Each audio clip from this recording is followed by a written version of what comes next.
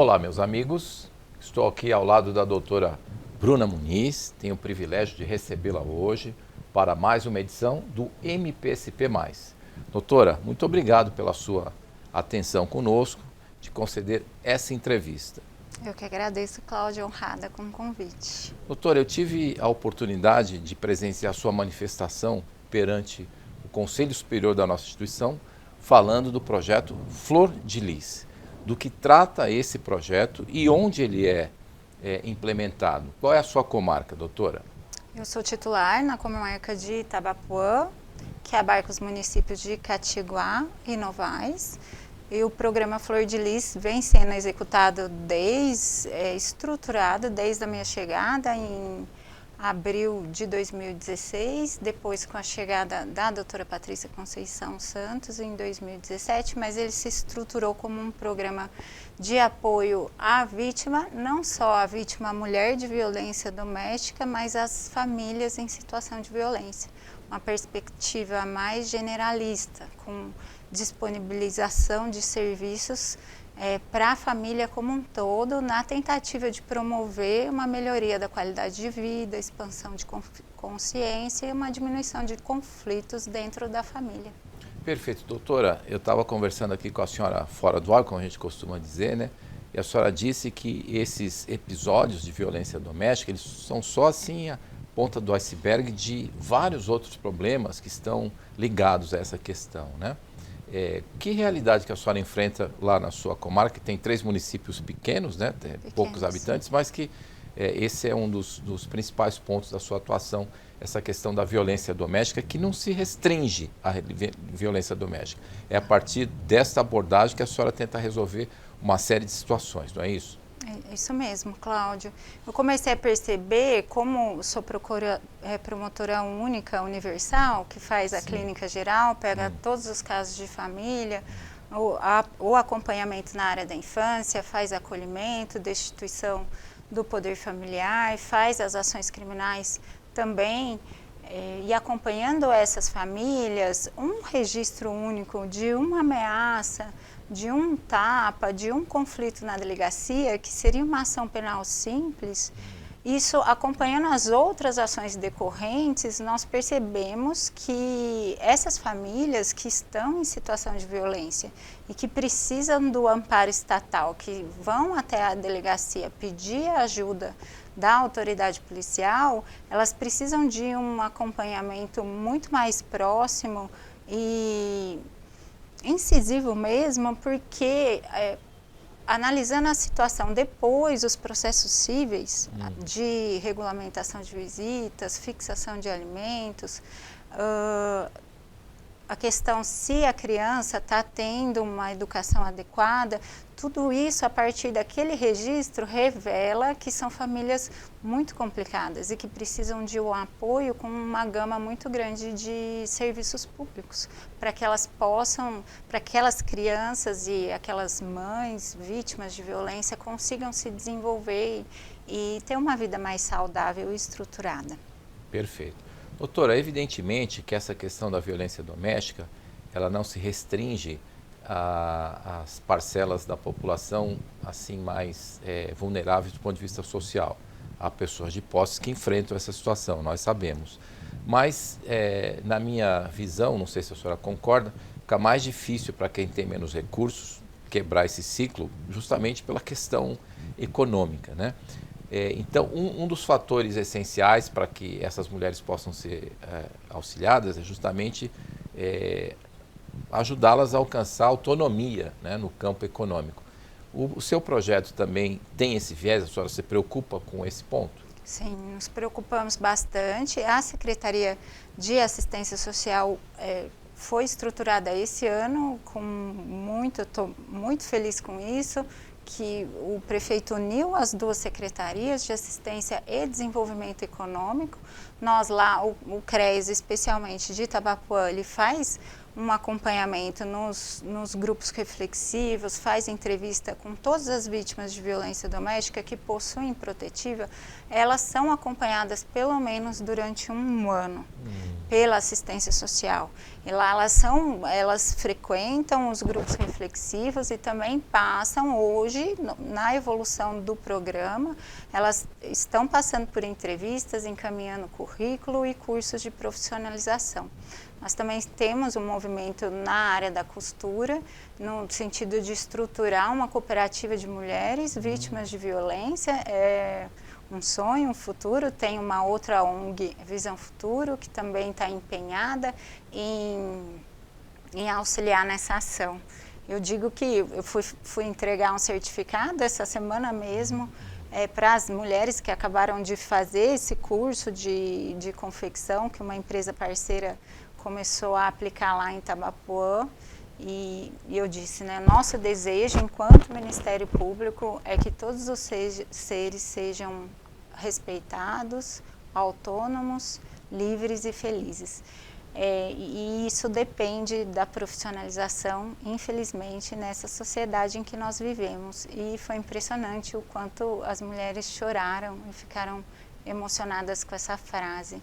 E aí eu vi que todas elas lá também viviam os mesmos dramas que as vítimas que eu acompanho nas ações criminais e que não conseguem mesmo deixar aquela relação por medo de passar fome, medo dos seus filhos ficarem desamparados e acabam se submetendo a muitos anos de violência repetida.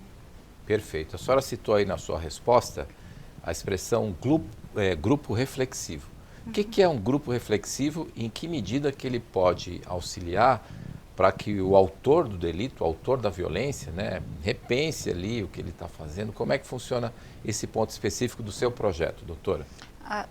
Lá na nossa comarca, assim que a medida protetiva é registrada, nós colhemos o comprometimento da rede de proteção de extensão desse acompanhamento, então necessariamente, como dito, as famílias são acompanhadas durante um ano e os agressores são intimados a participar desse grupo reflexivo, nominado MEM, Masculinidade Ampliando a Natureza, assim como nós temos o grupo de advogadas e psicólogas que atendem mulheres.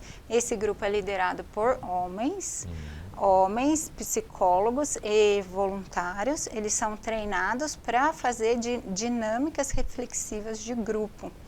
Tem uma área da psicologia muito eficiente que consegue processos terapeutizar o indivíduo coletivamente com essas dinâmicas de grupo. E nessas dinâmicas de grupo, e também já está catalogado 8 reuniões, é o tempo necessário para a promoção de uma evolução de consciência dentro desses grupos reflexivos. Lá eles fazem essas dinâmicas, fazem os círculos de compartilhamento de sua condição pessoal, e isso dentro da masculinidade para homens é muito difícil. E lá eles têm um ambiente aberto com que eles podem compartilhar suas dificuldades. E nós recebemos os relatórios dos psicólogos do Grupo MEM, são os municípios que remuneram esses psicólogos para aplicar os grupos. E conseguimos acompanhar a melhoria do comportamento do agressor, e são muitas as mulheres que agradecem e dizem, meu marido melhorou muito. E a senhora faz um controle, quer dizer, os homens que passam por esse grupo reflexivo, o índice de reincidência, vamos dizer assim, ele cai? Quase não tem. Os que frequentam não reincidem, se o problema não é álcool e drogas, né? Entendi. Se é muita dependência alcoólica, aí necessariamente nós temos que fazer o tratamento para álcool e drogas para dizer que não vai reincidir. Mas quando o problema é o machismo mesmo, aquela mentalidade agressiva, ele passa pelo grupo reflexivo, ele não reincide. E nós temos referências, né, que eles começam xingando o juiz e promotor. Sim. E depois saem agradecendo. Entendi, muito bom. Doutora, essa questão do álcool, né, ou entorpecentes, ele joga um papel importante nessa questão da violência doméstica? Importantíssimo. Não tem controle de violência sem controle do consumo de álcool e drogas.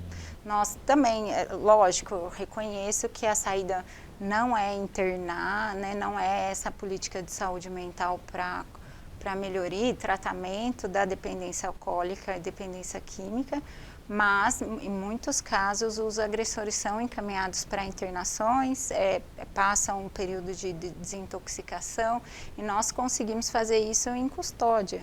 Às vezes é caso de prisão, mas nós vemos que é dependência química elevada e ele fala, não, eu quero me tratar, eu quero me internar, ele opta lá na frente. Nossa, com o auxílio dos prefeitos, eles já são encaminhados para tratamento e as mulheres novamente agradecem porque eles saem do tratamento e voltam para suas esposas, porque elas não querem separar, elas querem só melhorar. Essa sua resposta me dá gancho para a próxima questão, doutora. A sua manifestação perante o Conselho Superior foi muito elogiada, né? Inclusive pelo Procurador-Geral de Justiça, doutor Paulo Sérgio Oliveira Costa, que tem dito reiteradamente que a nossa instituição tem que focar na vítima, mas há vítimas diretas e indiretas. Nesse caso específico, estou me referindo às crianças. Como é que fica quando a senhora está diante de um problema desse, né, que acaba desarticulando o núcleo familiar?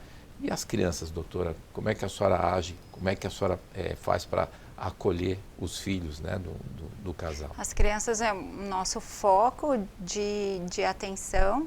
Então, às vezes eu instauro mais um procedimento na infância, mas a medida protetiva já revela, né? Essas crianças estão em situação de risco, por isso eu me antecipo com as medidas de proteção, de acompanhamento no âmbito da vara da infância.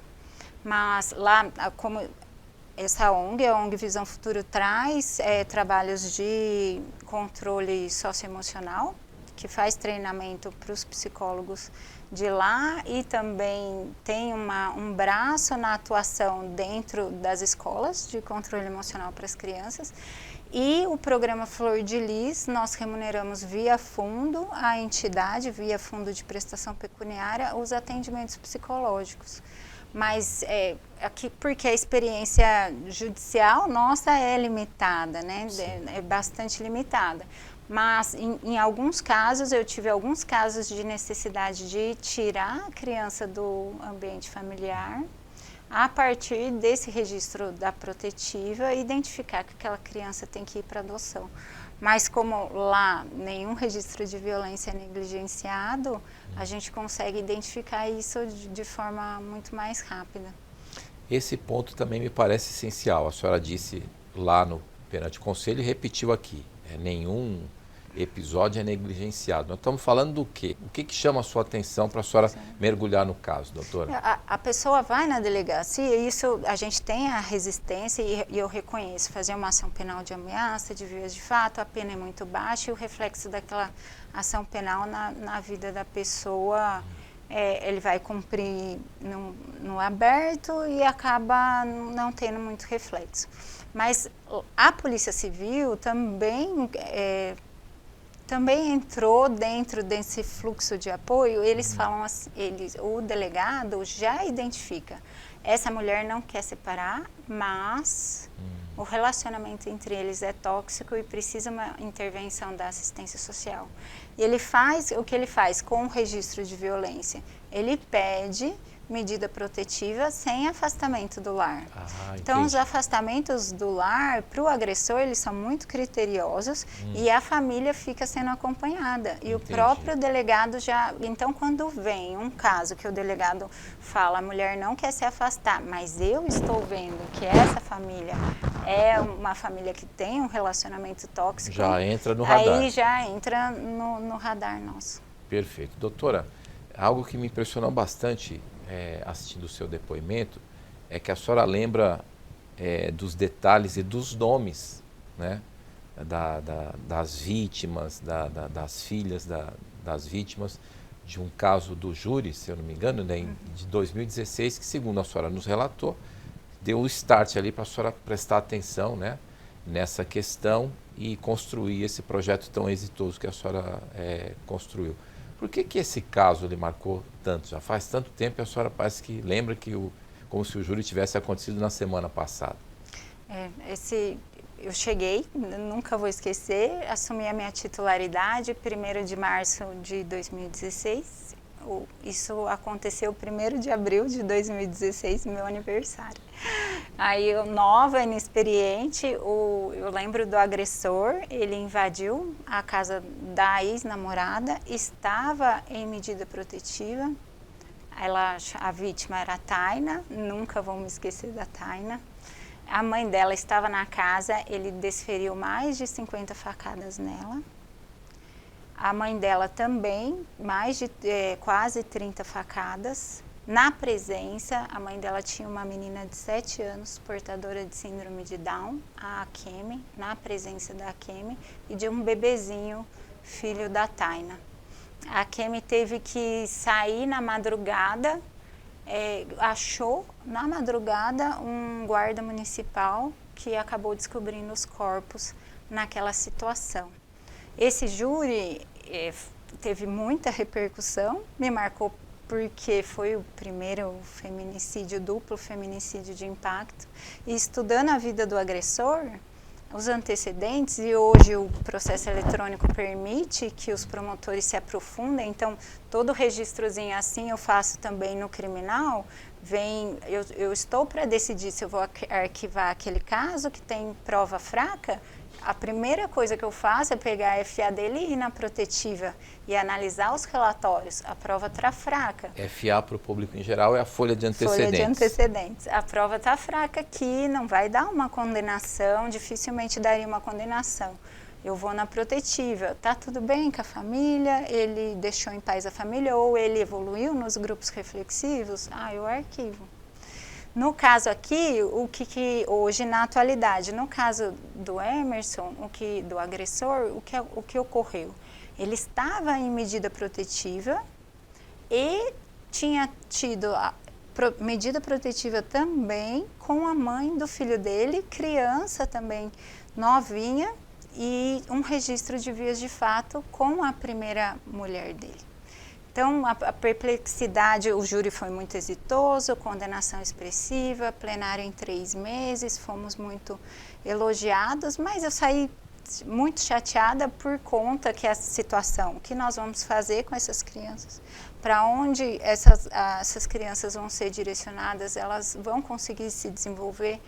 O filho do agressor veio pedido para mim, para ele poder visitar o pai no presídio, ele acompanhar o pai, a vida inteira dele preso, também o que vai ser dessa criança. E o meu sentimento foi, o sistema falhou desde a primeira medida protetiva. Será que nós não conseguiríamos fazer alguma coisa antes, na primeira namorada, que conseguisse controlar esse comportamento agressivo dele, ou que pusesse limites desde a primeira namorada, da primeira mulher que ele manteve relacionamento. E depois de 8 anos, eu tive 2 encontros muito impactantes, que eu fui fazer uma inspeção de medida socioeducativa infracional, recebida com um ótimo café da manhã, e a psicóloga do programa, que atende as vítimas e também os adolescentes infratores, ela veio toda carinhosa e falou para mim: doutora, eu estava no júri do Emerson, eu estava no meu 1º ano de psicologia e eu prometi que eu ia trabalhar com violência. Aquilo me deixou muito emocionada, e essa semana mesmo eu fui entregar os certificados, como eu mencionei, para aquelas mulheres que se emocionaram com um curso de 2 meses de profissionalização. E veio a professora falar comigo, falou: doutora, eu sabia que eu te conheço, eu sou a irmã da Taina e muito obrigada pelo que a senhora fez pela nossa família. Então, ter um encontro desse 8 anos depois é impagável, e por isso eu amo o Ministério Público e amo a profissão que eu exerço. E a senhora deixa isso transparecer. Eu vou agradecer a senhora encerrar a entrevista, porque senão eu vou chorar aqui em público. Isso nunca aconteceu. Muito obrigado, viu, doutora? Obrigada. Satisfação. Eu agradeço. Mas o agradecimento final é você que nos acompanhou. Até a próxima edição.